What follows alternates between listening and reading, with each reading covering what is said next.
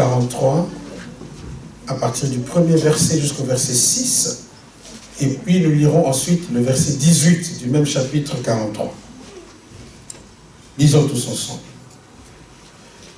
Ainsi parle maintenant l'Éternel qui t'a créé, ô Jacob, celui qui t'a formé, ô Israël. Ne crains rien, car je te rachète. Je t'appelle par ton nom. Tu es à moi. Si tu traverses les eaux, je serai avec toi. Et les fleuves, ils ne te submergeront point. Si tu marches dans le feu, tu ne te brûleras pas. Et la flamme ne t'embrasera pas. Car je suis l'Éternel, ton Dieu, le Saint d'Israël, ton Sauveur. Je donne l'Égypte pour ta rançon, l'Éthiopie et Saba à ta place, parce que tu as du prix à mes yeux, parce que tu es honoré et que je t'aime. Je donne des hommes à ta place et des peuples pour ta vie. Ne crains rien, car je suis avec toi. Je ramènerai de l'Orient ta race, et je te rassemblerai de l'Occident. Je dis au septentrion, donne, et au midi, ne retiens point. Fais venir mes fils des pays lointains, et mes filles de l'extrémité de la terre. Amen. Lisons le verset 18. Ne pensez plus aux événements passés et ne considérez plus ce qui est ancien. Voici, je vais faire une chose nouvelle, sur le point d'arriver. Ne la connaîtrez-vous pas? Je mettrai un chemin dans le désert et les fleuves dans la solitude. Les bêtes des champs me glorifieront, les chacals et les autruches, parce que j'aurai mis des eaux dans le désert, des fleuves dans la solitude, pour abreuver mon peuple, mon élu. Le peuple que je me suis formé publiera mes louanges. Amen. Lisons ensuite Ésaïe chapitre 61.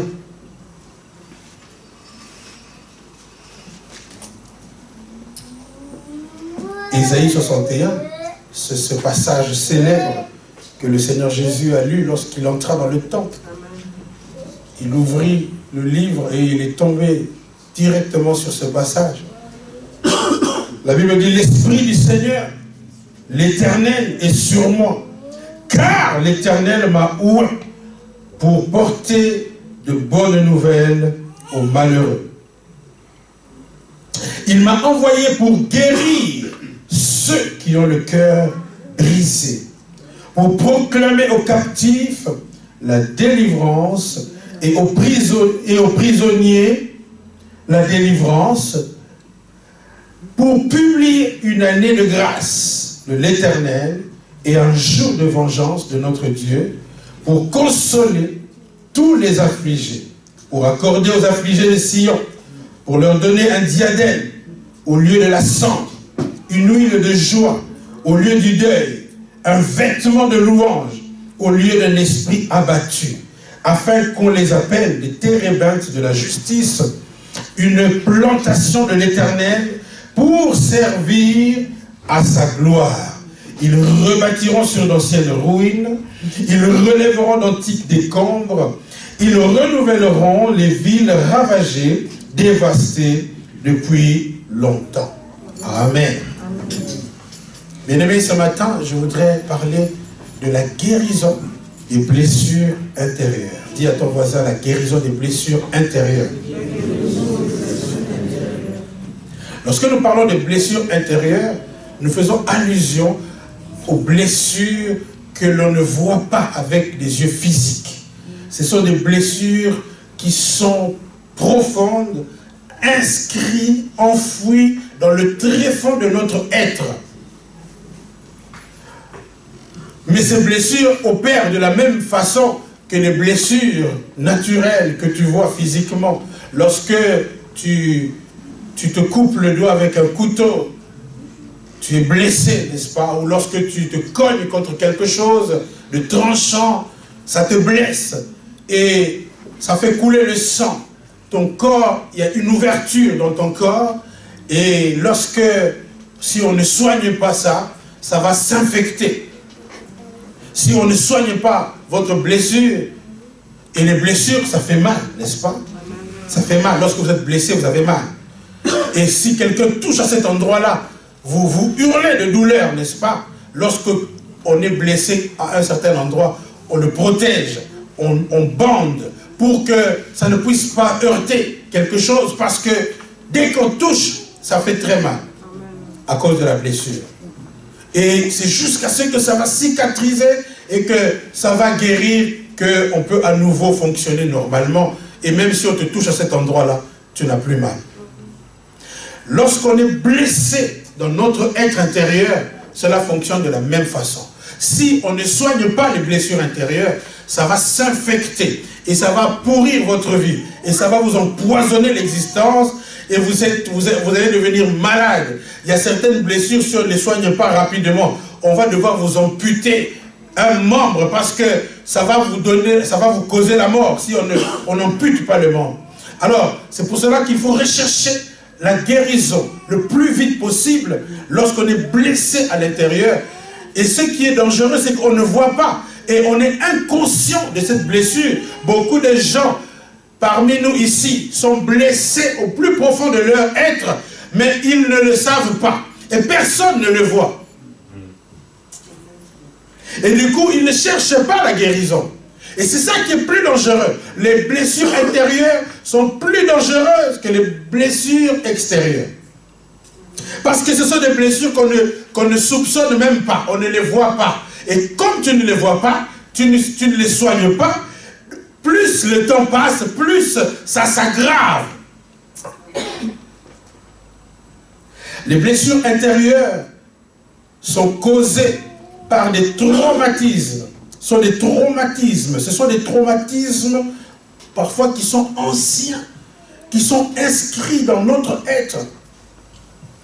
Et ce sont des blessures qui sont causées par plusieurs choses.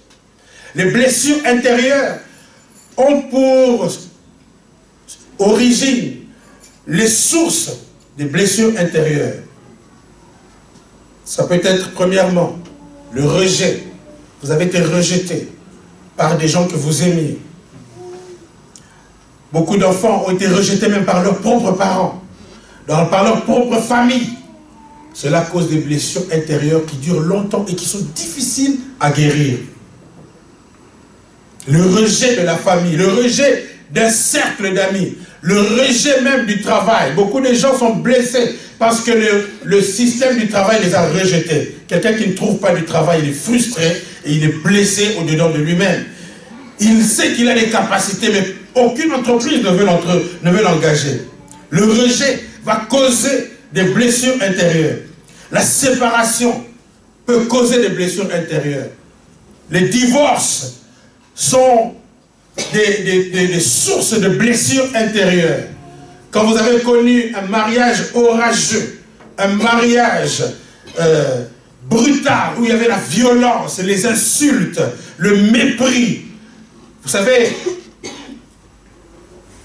la douleur va dépendre de la qualité de la personne qui vous blesse. La souffrance est fonction de la qualité de la personne qui cause la blessure. Si c'est un passant dans la rue qui vous insulte, ça va, c'est sans effet. Mais si c'est le pasteur, ton pasteur à toi, vraiment, là ça commence à devenir compliqué. Et si c'est ton mari, c'est encore plus dangereux. L'homme à qui tu as donné toute ta vie, c'est lui qui te méprise. Ça fait très mal au cœur. Beaucoup de mamans ont été rejetées même par leurs propres enfants. Ça fait encore quadruplement mal. Pour une femme c'est préférable encore qu'elle soit rejetée par son mari plutôt que par son enfant. Parce que l'enfant, tu l'as porté pendant 9 mois. Tu as souffert. Et si cet enfant, une fois grandi, il te rejette, il ne s'occupe même pas de toi, ça fait très très mal au cœur. Et beaucoup de mamans pleurent. Elles se souviennent de toutes les souffrances qu'elles ont endurées pour leurs enfants. Et on les remercie en monnaie de singe. Ça fait très mal au cœur.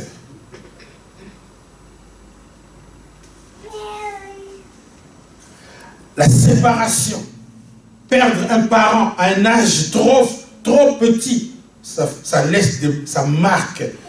Des enfants qui ont perdu leurs parents trop tôt sont blessés intérieurement.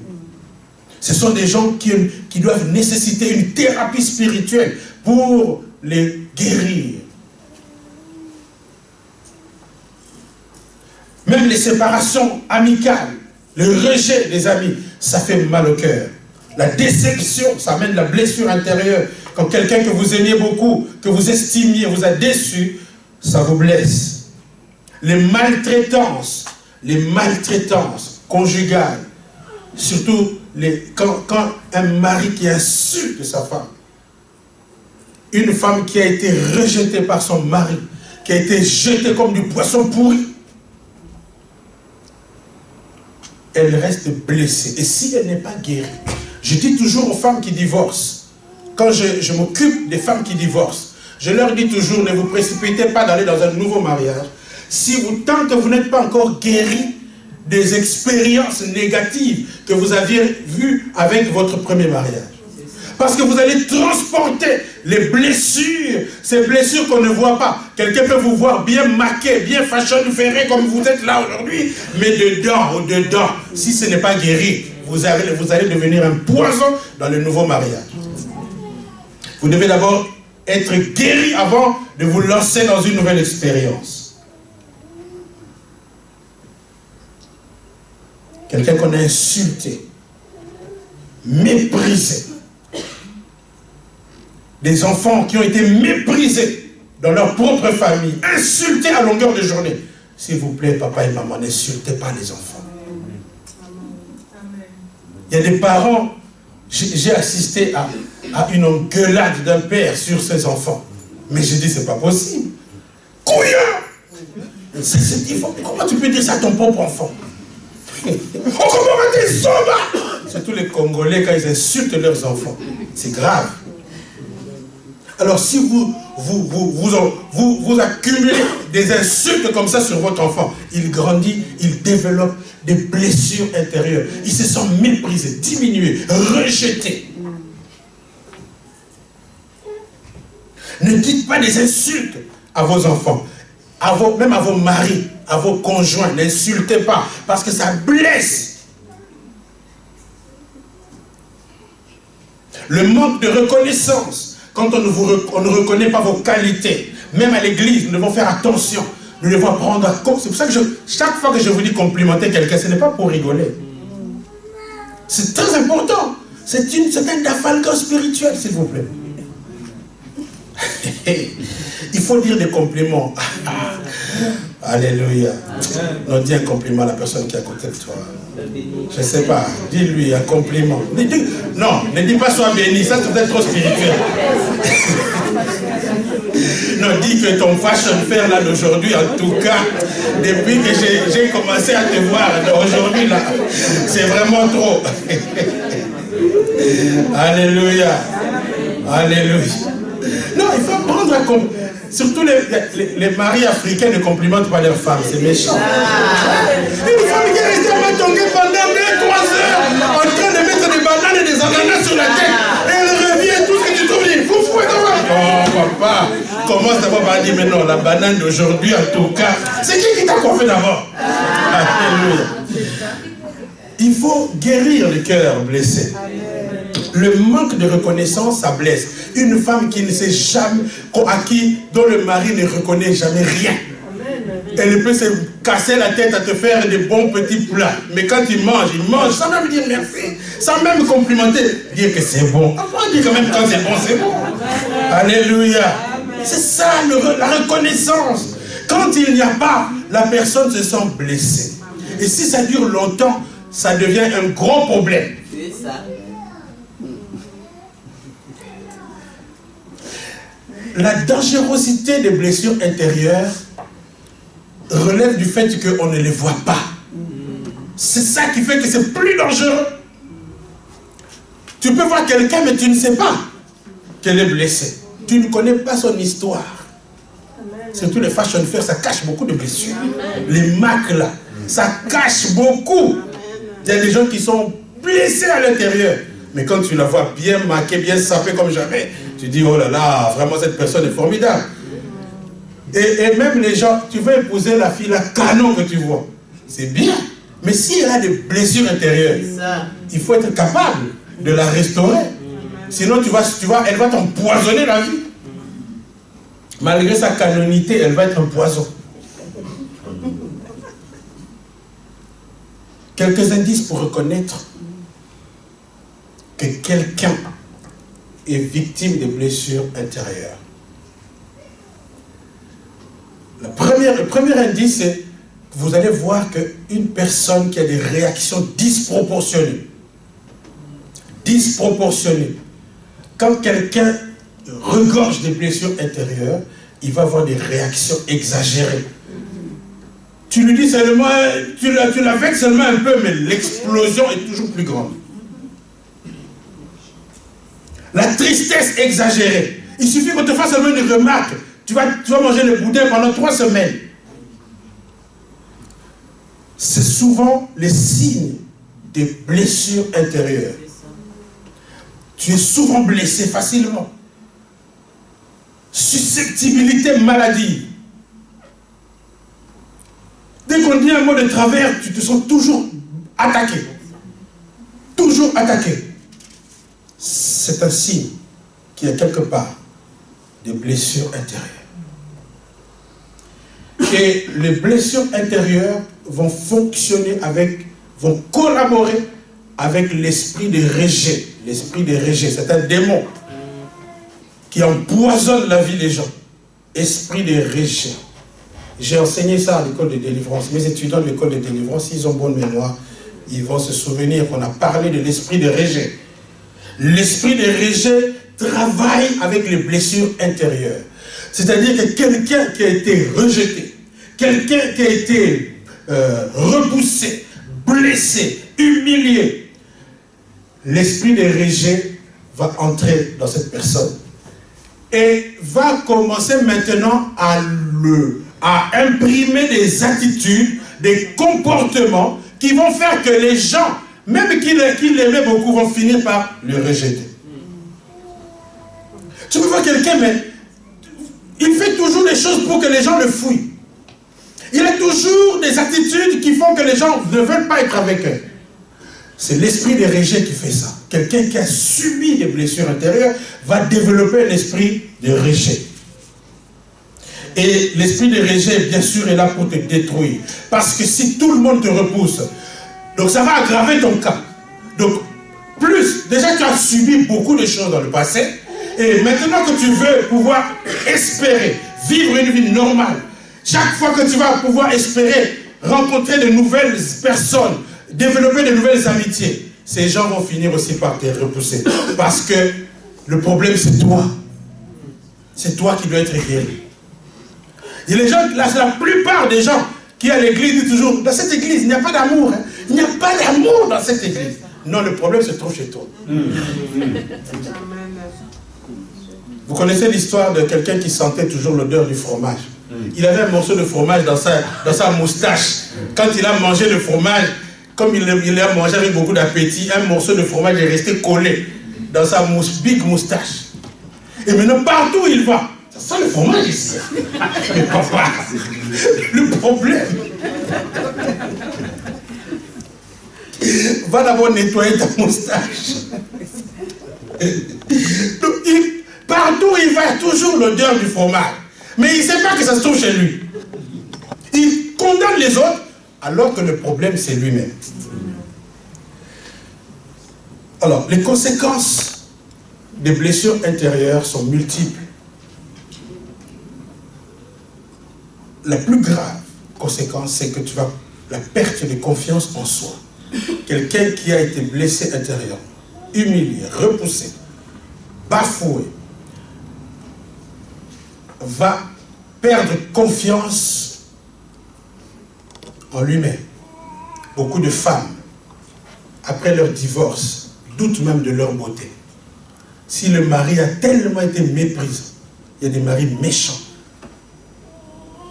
qui peuvent te tuer à l'intérieur de toi-même par des propos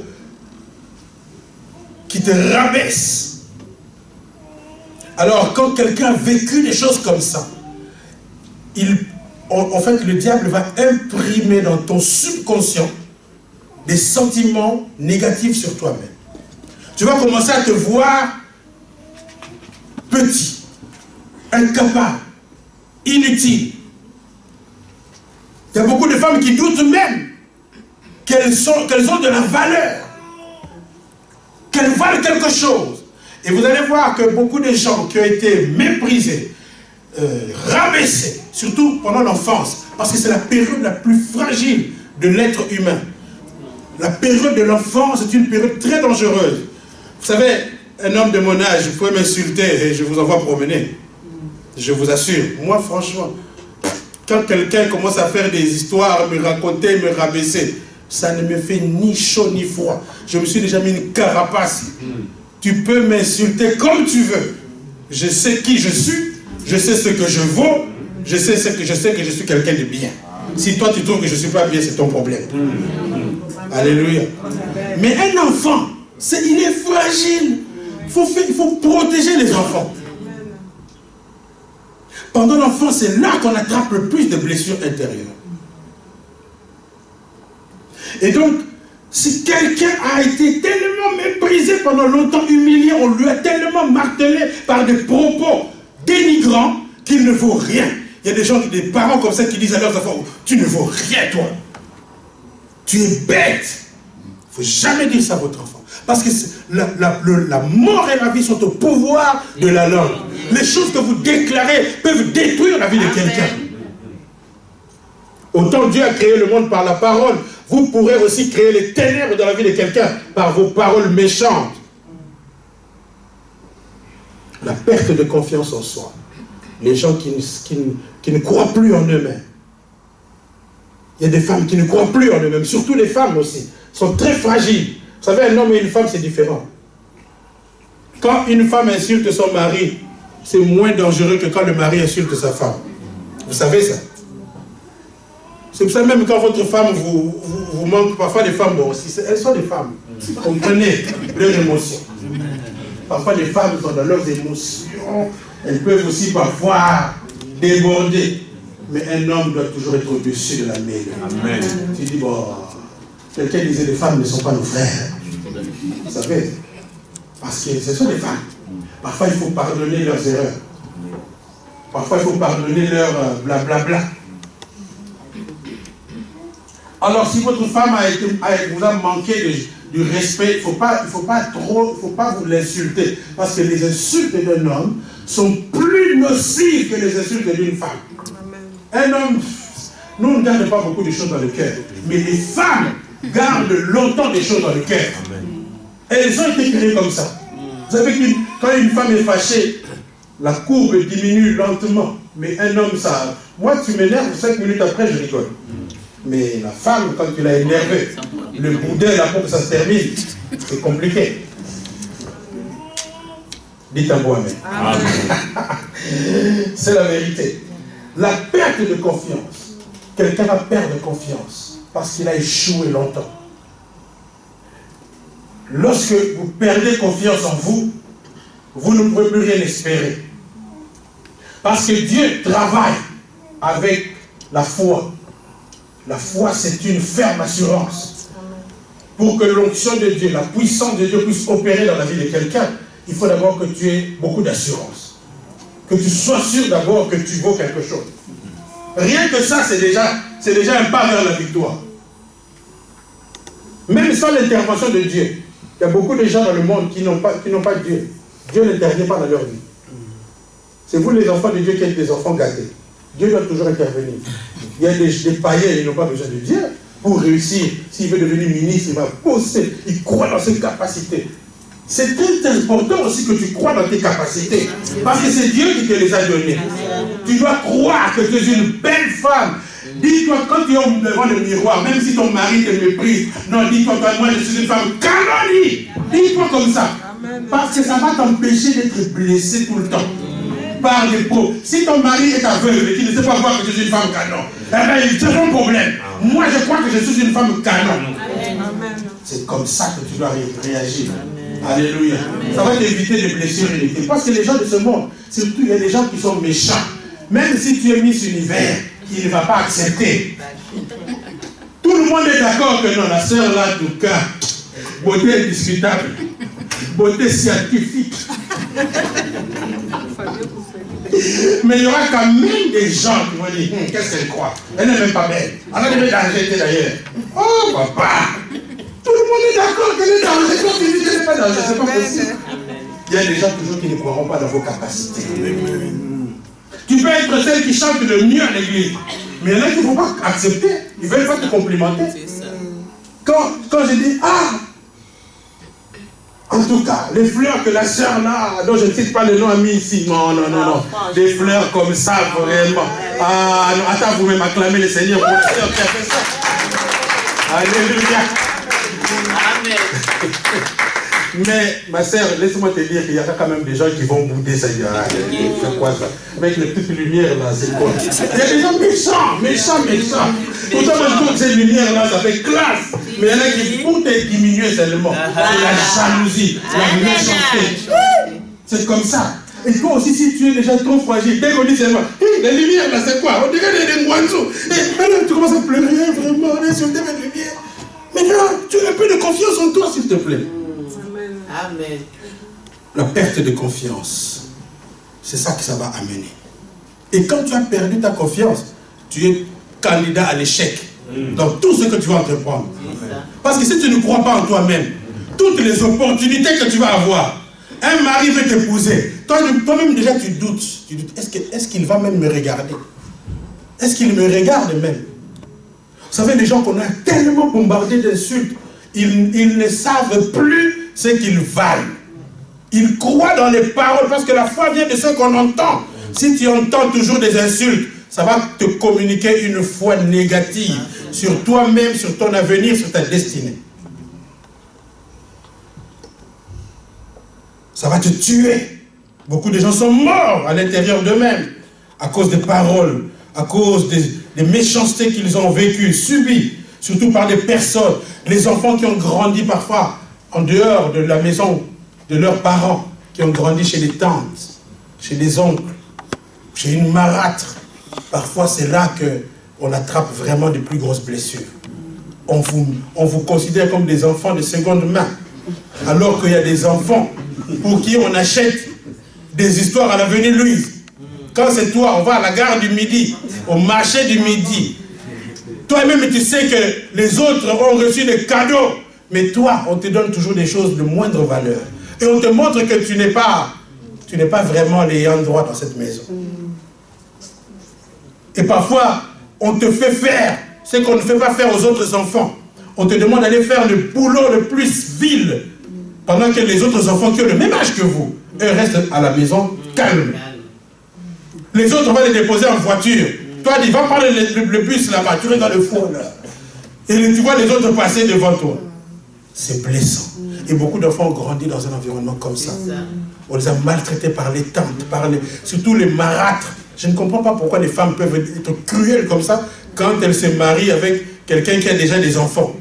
C'est pas gentil. Qu'est-ce que l'enfant là t'a fait? Pourquoi tu maltraites l'enfant de l'autre femme? L'enfant n'est pas le responsable.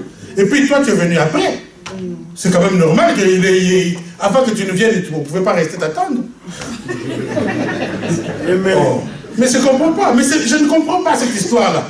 Quand quelqu'un se marie, et le papa amène les enfants, la nouvelle femme, la nouvelle maman est souvent cruelle avec les autres enfants. Méchante. J'ai déjà assisté à des scènes horribles. Horribles d'une femme qui venait de se marier.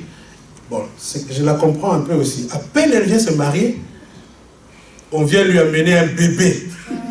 Quand même, à ta folie. Donc, elle n'a même pas encore fini sa lune de miel. L'autre femme là qui était tombée enceinte aussi, elle vient amener le bébé. Elle souno là, le bébé là. Donc, elle abandonne le bébé. Et une femme qui, avec ses rêves, vous savez, les femmes ont beaucoup de rêves. Maintenant, le rêve est brisé à cause de cet enfant là.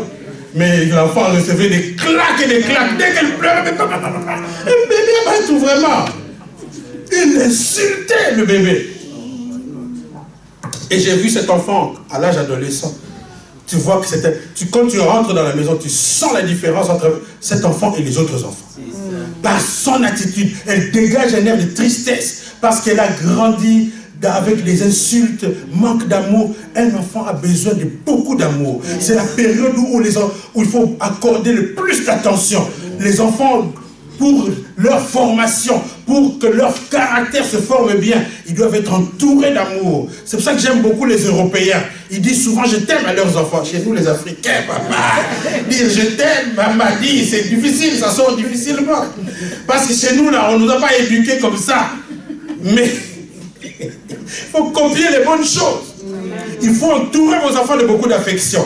C'est comme ça que j'aime bien prendre mes enfants entre les bras. Quand je suis avec Johanna, je la prends, je lui fais un gros câlin. On a des séances de câlin avec Johanna.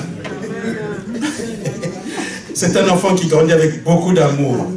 Elle en a même de trop, je pense. Il faut faire ça, parce que ça forme le caractère de l'enfant. Si ça manque, c'est une porte ouverte. Vous savez que les enfants qui grandissent, surtout sans l'amour paternel, le manque d'amour paternel est une porte ouverte aux démons. Je vous dis la vérité. Quand quelqu'un grandit sans l'amour de son papa, c'est un enfant déséquilibré. Il faut prier pour cet enfant. Alléluia.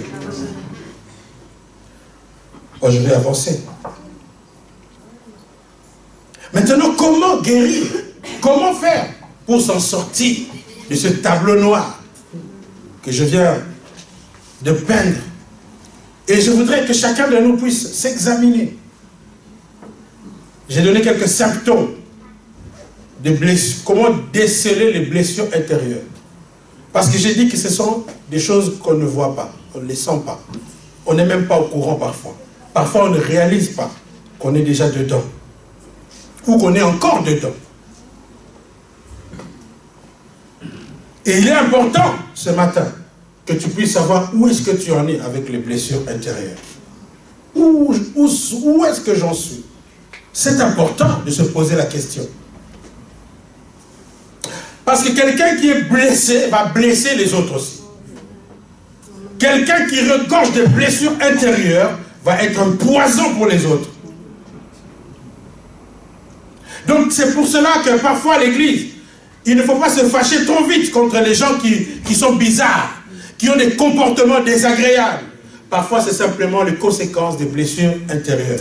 Et l'église, c'est le lieu de la guérison. On ne doit pas rejeter les gens qui ont des sales caractères. Parce que les blessures intérieures, ça va imprimer des sales caractères. Il y a des gens qui ont des sales caractères. C'est parce qu'ils ont seulement été blessés dans leur passé. Et ils ont besoin de guérir. Et lorsqu'ils sont guéris, ils redeviennent des gens adorables, des gens formidables.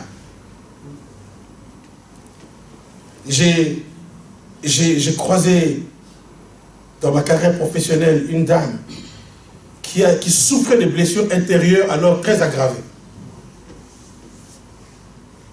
Et elle était d'une méchanceté. Non, je crois qu'ici il faut donner un Oscar pour la méchanceté. Cette femme-là pouvait avoir le prix Nobel de la méchanceté, je crois qu'elle pouvait l'avoir. Elle est devenue langue de vipère. Surtout les gens qui ont des langues de vipère. Vous savez, les gens qui ont des langues de vipère. Donc tout ce qu'il sort est blessant. Il ne peut jamais te dire quelque chose de gentil. Quand il te parle, il te dit toujours des choses blessantes. Il y a des gens comme ça. Il te parle normalement, mais il te blesse. Il ne peut jamais faire des compliments. Toujours les négatifs. Il a des lasers pour détecter tous les points faibles de ta vie. Les défauts corporels. Il te scanne en 2-3 secondes. Il peut te donner la liste de tous tes défauts corporels. Vous savez, j'ai évolué avec quelqu'un qui louchait. Mais je ne m'étais jamais rendu compte qu'il a été louché. Vous savez ce que c'est louché? Hein? En lingala, on dit mis sous 5 heures. Ça veut dire des yeux qui ont un peu délicats comme ça. Mais tellement que je n'ai pas de mauvaise intention de regarder toujours les défauts des gens. Je ne m'en rendais même pas compte. Jusqu'à ce que un jour on m'a dit, mais tu sais pas qu'il louche? J'ai dit, mais j'ai jamais fait attention. Parce que moi quand je te vois, je ne vois que la beauté. Je ne vois que les points forts. Moi je ne vois pas tes défauts. Franchement, tel que je vous vois là, moi je vois tous canon. Mais il y en a qui ont des yeux, qu'il faut voir vos défauts. Amen. Ah, je t'assure, mais j'étais avec quelqu'un de ma famille, il y a longtemps. Alors, on était à la maison. Et puis, quelqu'un vient pour me rendre visite. Il n'était même pas encore arrivé. Il y a une de mes sœurs qui était en train de me souffler à l'oreille déjà tous les défauts qu'il voyait. Il dit, ah, mais comment tu vois ça déjà? Et quand la personne s'est approchée, je me suis dit, mais elle a vraiment raison. Mais c'est vrai, mais comment elle est là déjà de loin comme ça? J'ai dit, c'est pas possible. Il ne faut pas être comme ça. Alléluia. Comment faire pour s'en sortir?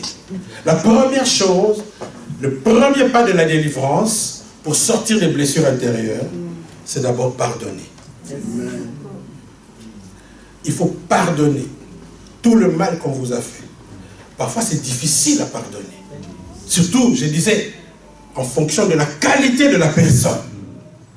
Il y a des gens qui ont eu du mal à pardonner leurs propres parents parce qu'ils ont été tellement négligents. Les parents qui ont négligé leurs enfants, on a du mal à leur pardonner parce qu'on ne peut pas comprendre comment un parent normal peut délaisser ses propres enfants. On peut essayer de lui trouver toutes sortes d'excuses, mais je ne vois pas. C'est pour cela que c'est difficile de pardonner un père, une mère qui vous a rejeté, qui vous a délaissé. Parce qu'il n'y a pas d'explication possible. Il n'y a aucune explication. Quand un parent qui a fait ça à ses enfants, il n'y a rien à justifier. La seule chose qu'il faut dire, c'est pardon. Point. Parce qu'il n'y a pas d'explication. D'ailleurs, plus tu vas essayer d'expliquer, plus tu vas t'enfoncer. Parce que comment une mère, surtout une mère, un père, je ne peux pas encore comprendre. Mais une mère, je ne peux pas comprendre. Je ne comprends pas certaines mamans qui délaissent leurs enfants. Alors vous êtes vraiment envoûtés.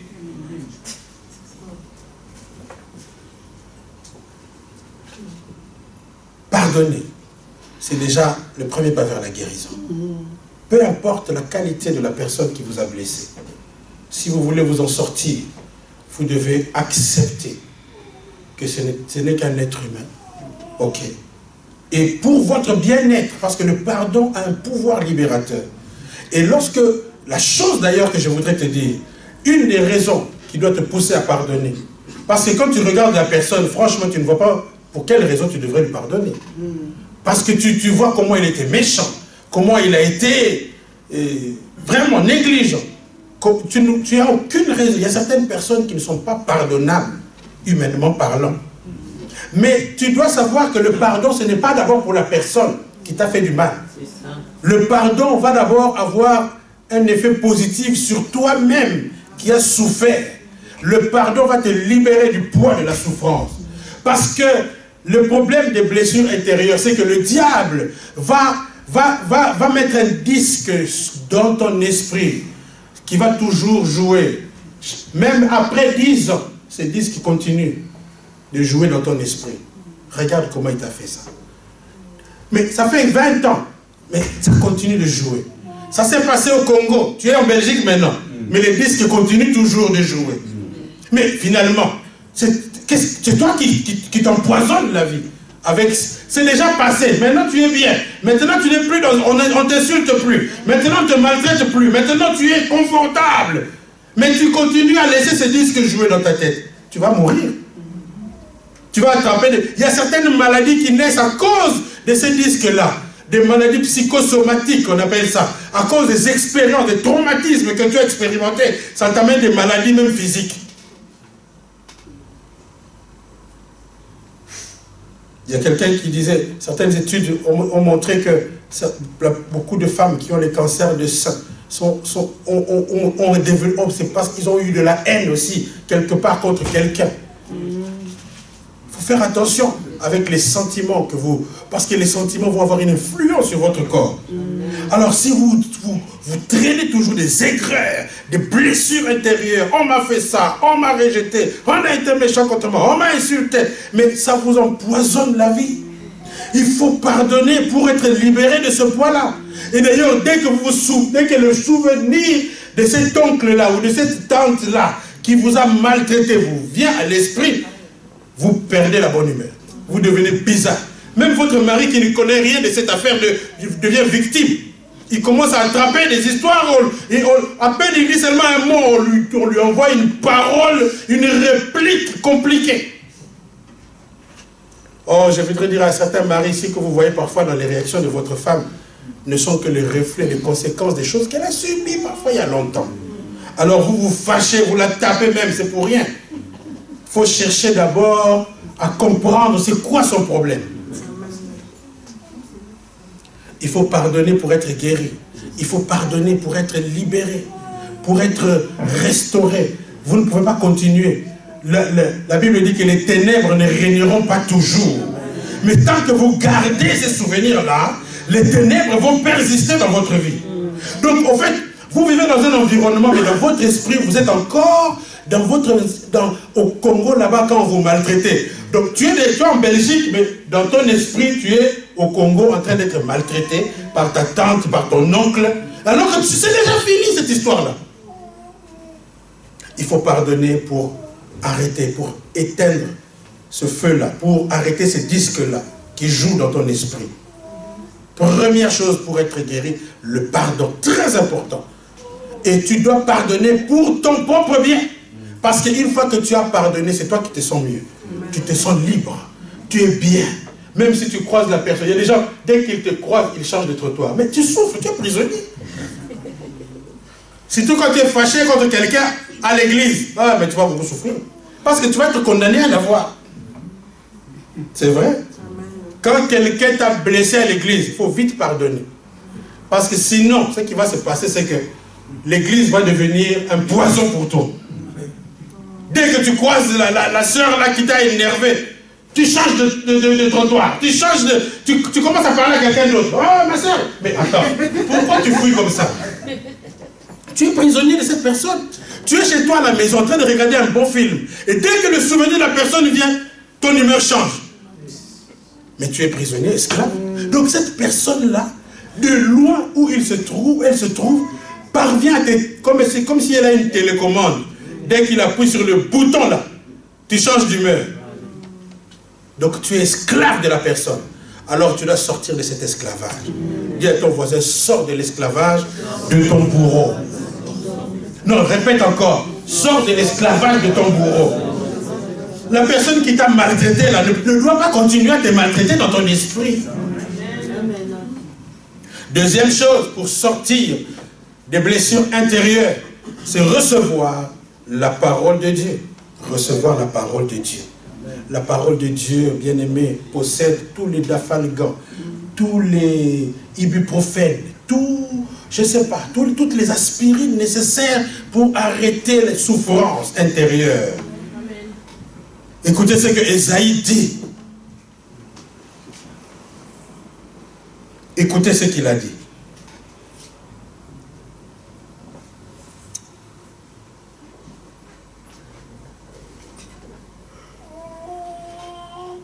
La parole de Dieu, c'est ça qui va te guérir. Parce que dans le psaume 107 au verset 20, il a dit, il envoya sa parole et sa parole les guérit. L'Esprit du Seigneur est sur moi, car il m'a oint pour guérir ceux qui ont le cœur brisé. Jésus-Christ est venu pour guérir les gens qui ont subi des choses comme toi là. Jésus-Christ est venu pour te guérir de toutes les expériences négatives. Toi qui as connu un mariage orageux, Jésus-Christ est venu pour te guérir. Toi qui as connu un mariage avilissant. Parce que franchement, il y a certains mariages qui sont des vraies tombes. Au lieu que ça soit le paradis, mais c'est une vraie tombe. Parce que tu es avec un homme qui est comme un animal. Qui se comporte comme un animal avec toi. Comment veux-tu ne pas être malade après?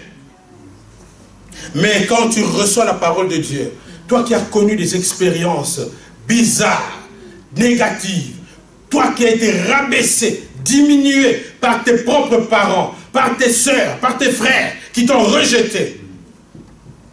Écoute ce que la Bible te dit. Ainsi parle maintenant l'Éternel qui t'a créé, ô Jacob. Oh, je ne sais pas comment tu t'appelles. Tu peux mettre José. Ainsi parle maintenant l'Éternel qui t'a créé, ô Marie-Sylvie. Non, je disais, ainsi parle l'Éternel qui t'a créé, ô Janice.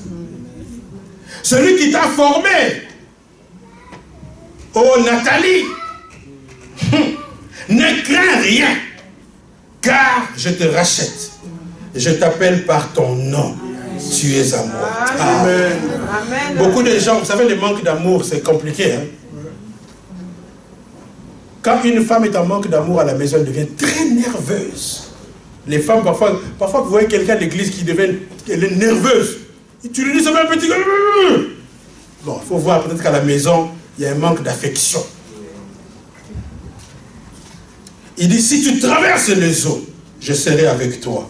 Donc Dieu te dit que même dans tous ces déboires-là que tu as traversés, il était avec toi. Amen. Si tu traverses les eaux, je serai avec toi.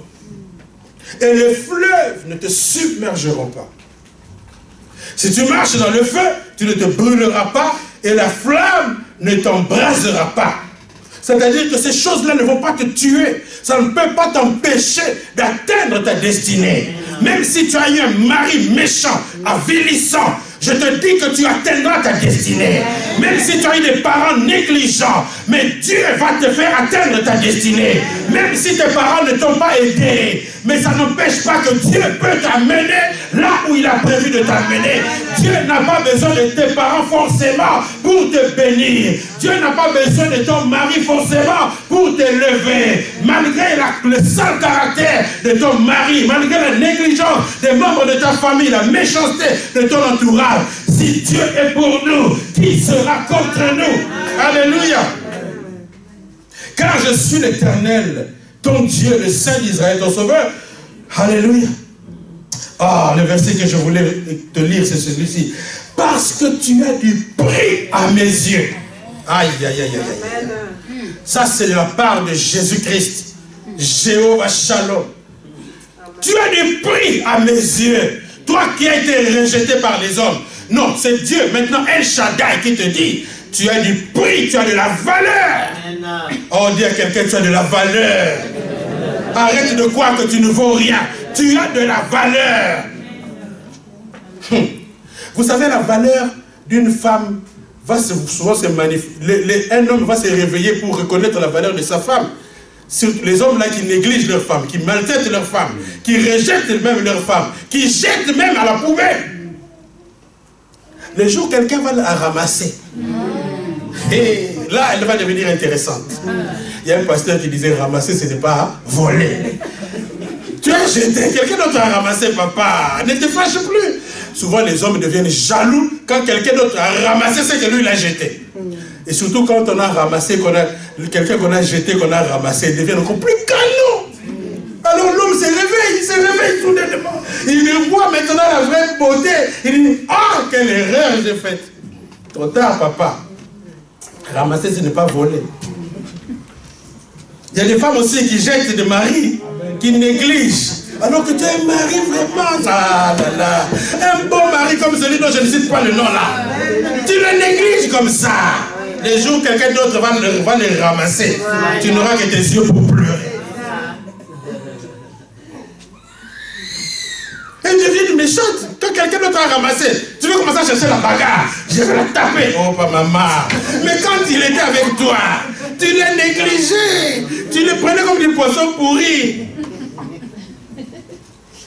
Non, tu as du prix. Dieu dit, tu as du prix. Tu as de la valeur. Tu vaux quelque chose. Je disais à une sœur dont le mari l'a rejeté. Je lui disais, écoute, il t'a raté simplement. Si ton mari t'a rejeté, il ne faut pas pleurer pour dire que non, vraiment, je ne vaux rien. Non, c'est lui qui t'a raté. C'est lui qui n'a pas reconnu ta vraie valeur. C'est lui, il est tellement aveugle, c'est un pauvre aveugle. Il faut dire ce pauvre aveugle, ne te fâche pas contre lui. C'est tout simplement qu'il est aveugle. Amen. Alors toi, continue de croire dans ce que tu vaux. Tu as de la valeur, tu es intelligent, tu es intelligent, tu es un homme de valeur. Même si les circonstances ne t'ont pas élevé, mais tu dois continuer de croire. Même si la société, parfois la société peut, il y a des gens qui se suicident à cause de cette société méchante. Quelqu'un qui cherche du travail à gauche à droite, on le rejette toujours. On lui envoie toujours des réponses. Surtout ici en Europe, les gens sont polis quand on te répond. Hein? Vraiment, nous avons bien reçu votre CV. Et nous trouvons que vous avez beaucoup de qualités. Mais malheureusement, nous sommes au regret de vous dire. Vous savez, les Français, il y a beaucoup de formes de politesse. Mais malgré tout, on te refuse quand même.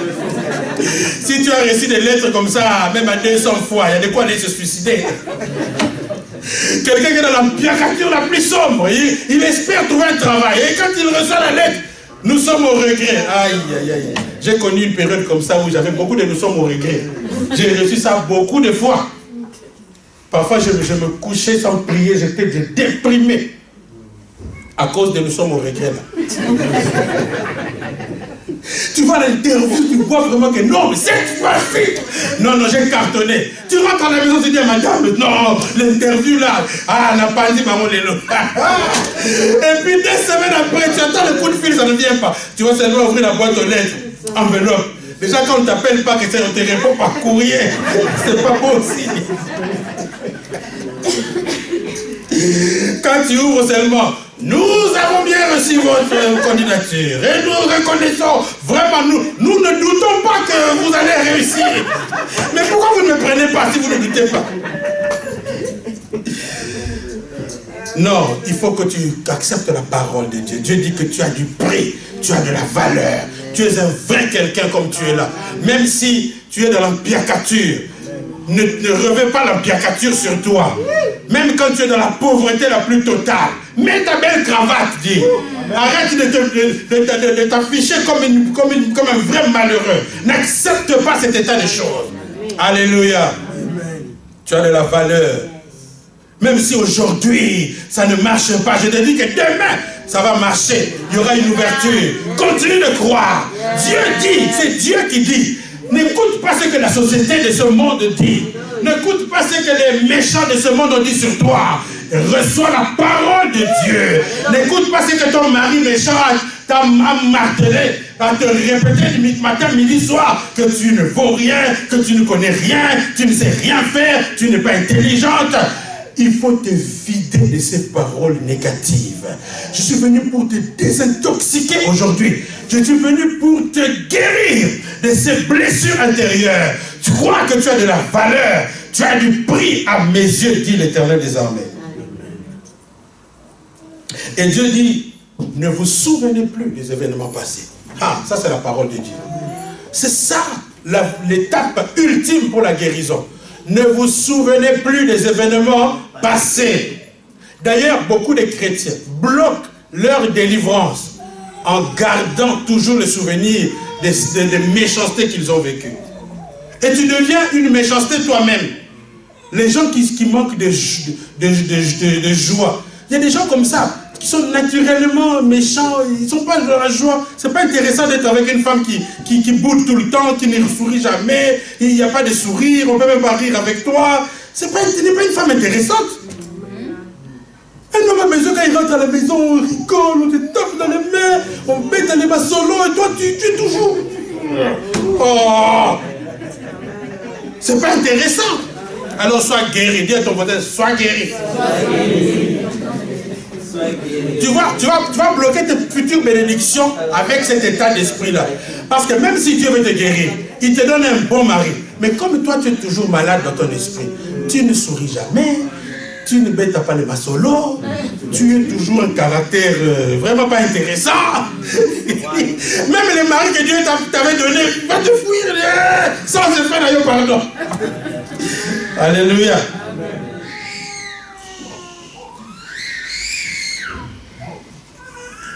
Ne vous souvenez plus des événements passés. Ça veut dire que tu dois apprendre à faire un stop dans ton esprit avec ton passé. Tu ne vas pas oublier, parce que la mémoire n'oublie pas. Tu ne peux pas oublier vraiment. Mais ce que Dieu veut dire, c'est que ne considère plus, ne tiens plus compte de ça. Quand tu dois t'évaluer toi-même, ne sois pas conditionné par ce qu'on t'a dit, par ton mari. Quand tu veux faire quelque chose, tu veux entreprendre, ton mari te dit toujours tu n'es pas intelligent, tu ne vaux rien. Maintenant tu veux faire une affaire, le disque qu'il a continué à jouer, tu ne vaux rien. Ton papa te disait tu n'es pas intelligent. Maintenant tu as une opportunité que Dieu met devant toi. Mais comme le disque continue de jouer, tu ne vaux rien. Tu vas même te décourager d'entreprendre. Parce que tu dis, est-ce que moi je saurais faire ça? Est-ce que moi je pourrais? Est-ce que moi là je peux faire? Tu doutes toi de toi. Et c'est ça que Dieu veut te guérir. Il dit, ne vous souvenez plus des événements passés. Beaucoup de femmes n'osent plus s'entreprendre dans le domaine sentimental. Parce qu'elles ont tellement subi des échecs. Alors j'ai dit, le mariage ce n'est pas pour moi. Non, j'ai dit que c'est pour toi. Amen. Beaucoup de femmes ne veulent plus se marier parce qu'ils ont dit, non, le mariage, ce n'est pas une bonne chose. Non, c'est une bonne chose. Le problème, c'est que tu es tombé sur la mauvaise personne. Ce n'est pas le mariage qui est le problème, c'est la personne que tu as épousée qui est le problème. Quelqu'un donne un mot amen. Ne vous souvenez plus des événements passés. Pourquoi tu dois arrêter le souvenir de ces événements passés? Parce que Dieu est sur le point de faire quelque chose de nouveau dans ta vie. C'est ça qu'Ésaïe dit. Ne considérez plus ce qui est ancien. Je suis sur le point de faire une chose nouvelle. Ne la connaîtrez-vous pas? Dieu dit, je veux faire quelque chose de nouveau pour te faire oublier tout ce que tu as connu. Mais toi, tu es toujours dans l'Ancien Testament. Mais alors, Dieu est bloqué. Comme tu es toujours en train de te remémorer les expériences de souffrance, de maltraitance, Dieu n'arrive pas à installer le nouveau programme. Donc, il faut d'abord arrêter, oublier ça, mettez ça de côté, mettez les compteurs à zéro, s'il vous plaît. Remettez les compteurs à zéro. Fais comme si tu n'as jamais connu des expériences bizarres. Fais comme si c'était un nouveau départ aujourd'hui. Et sois encouragé. Parce que cette fois-ci, tu vas réussir. La dernière chose pour te guérir, ça c'est Dieu qui doit faire. Ne vous souvenez plus là, ça c'est ta part à toi. C'est toi-même qui dois te décider. Dieu ne peut pas venir à ta place arrêter ces souvenirs-là. Ça c'est toi qui dois stopper ça. Tu décides, tu dis à partir d'aujourd'hui, je mets un terme à ces souvenirs. C'est fini. Mon passé est passé. Vous savez quoi? Pourquoi d'ailleurs tu dois arrêter de penser à tout ça? Parce que tu ne pourras rien y changer. Le passé, tu ne peux plus le changer. Mais ce que tu peux changer, c'est ton avenir et ton présent. Amen. Alléluia. Amen. Le passé, c'est passé. Ça ne sert à rien. Il faut tourner la page. Alléluia. Il ne faut pas toujours être là, surtout quand on t'a blessé. Il m'a fait ça, on m'a fait ça. Mais non, apprenons à tourner les pages. Même à l'église, apprenons à tourner la page. S'il vous plaît. On m'a fait ci, on m'a fait ça, on m'a fait ça. On a été... Mais jusqu'à quand on va entendre ce discours-là? Il faut tourner la page. Dieu veut faire des choses nouvelles. Amen. Il faut arrêter de parler toujours de ce qu'on m'a fait. On m'était comme ça. C'était méchant. Mais il faut arrêter. C'est déjà fait. Et alors, il faut qu'on soit un peu méchant avec toi pour te former. Amen. Vous savez que si les frères de Joseph n'avaient pas été méchants avec lui, il n'allait pas connaître la gloire qu'il a connue. Ce que tu dois savoir aussi, c'est que toute chose concourt au bien de ceux qui aiment Dieu. La méchanceté de tes parents là va te catapulter quelque part. La méchanceté de la sœur là que tu veux t'étrangler, Dieu va utiliser ça comme un escalator pour t'amener quelque part. Ne vous souvenez plus des événements passés. Ce sont des choses que Dieu va utiliser pour votre bénédiction. Dieu utilise même les mauvais événements de notre vie pour nous bénir. Alléluia. Ce que Dieu va faire pour te faire oublier, il va te donner un Manassé. Dis à ton voisin un Manassé. Joseph, quand il a eu son premier fils en Égypte, il lui a donné le nom de Manassé. Manassé qui veut dire Dieu m'a fait oublier toutes mes peines et la maison de mon père. Hey, bien aimé, il y a une signification profonde dans le nom de Manassé. Et je déclare ce matin que quelqu'un va donner naissance à un Manassé. Oh, je suis venu prophétiser sur ta vie. Que bientôt, très bientôt, tu vas donner naissance à un Manassé. Ça veut dire quoi? Une bénédiction, pas n'importe laquelle, qui va te faire oublier tout ce que tu as connu comme souffrance. C'est quand Dieu va te donner ton Manassé, tu vas être obligé d'oublier. Tu vas même dire, mais non, mais ça c'était rien du tout. Alléluia. Joseph a oublié, il a dit non. Dieu m'a fait oublier toutes mes peines, mais pas seulement mes peines, et la maison de mon père. Ça veut dire quoi?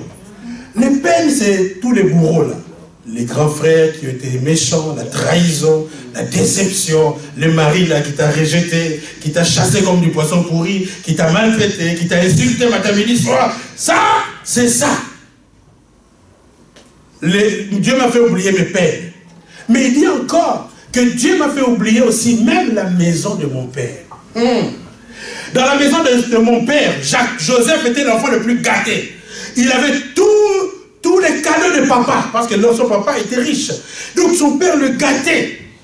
Il vivait dans un confort. Mais ce qu'il a vécu en Égypte là, ça n'avait rien de comparable avec la bénédiction qu'il avait avant. Bien-aimé, les bénédictions que tu regrettes, c'est quand on m'a volé, je ne sais pas qu'est-ce qu'on t'a volé. On m'a volé ceci, on m'a enlevé ceci. La bénédiction là que tu regrettes, quand Manassé va venir, tu vas même oublier cette bénédiction là. Tu vas dire que non, c'était bien que je perde ça. Parce que ce que j'ai maintenant, ça n'a aucune mesure, ça peut se comparer. Alléluia. Toi qui as perdu un mariage, je voudrais prophétiser sur toi ce matin pour te dire que le prochain mariage, ça sera un mariage de restauration qui va te faire oublier le mariage de misère, de souffrance, de traumatisme que tu as connu. Toi qui as perdu, je ne sais pas, un travail, le prochain travail va être un travail qui va te propulser. Je ne sais pas qu'est-ce que tu as perdu, mais Dieu va s'arranger, il va s'organiser pour que ce qu'il va te donner te fasse oublier. Amen. Tu dis non, ça c'est rien du tout ça. Dieu t'amène quelque part. Et vous savez que c'est à cause de ça que Joseph n'avait même pas besoin de se venger. Quand ses frères pensaient qu'ils allaient, Joseph, il va nous tuer maintenant.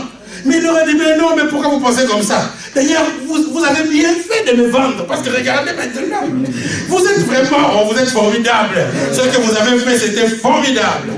Les gens qui t'ont trahi t'ont aidé. On dit à ton voisin, les gens qui m'ont trahi m'ont aidé. Parce qu'ils t'amènent tout droit vers ton élévation. Il y a certaines bénédictions que tu vis maintenant. Si on ne t'avait pas rejeté, tu n'allais pas les vivre. Alléluia. Si on ne t'avait pas trahi, tu n'allais pas les vivre. Oh, parfois, lorsque tu traverses la vallée de l'ombre de la mort, tu pleures, tu souffres, tu dis vraiment, pourquoi les gens sont méchants comme ça? Oh Seigneur, pourquoi les gens sont comme ça? Mais un jour viendra, tu comprendras pourquoi tu as laissé ces méchants-là sur ton chemin. Parce qu'ils voulaient t'amener dans ton réobot. Ils voulaient t'amener dans ton élévation. Toutes ces choses concourent à ton élévation. Toutes ces souffrances vont t'amener tout droit dans ta bénédiction, dans le lieu de ton repos. Alléluia. Il y a certains pasteurs qu'on a traumatisés dans leurs anciennes églises. Ils souffraient, ils étaient rejetés, méprisés. Et pendant qu'on les méprisait, ils pleuraient. Pourquoi moi, Seigneur? Mais aujourd'hui, ils sont allés en porte. Et ils sont très fiers d'être là. Ils sont contents. Ils disent, oh Seigneur, tu avais bien fait. Que Dieu te bénisse.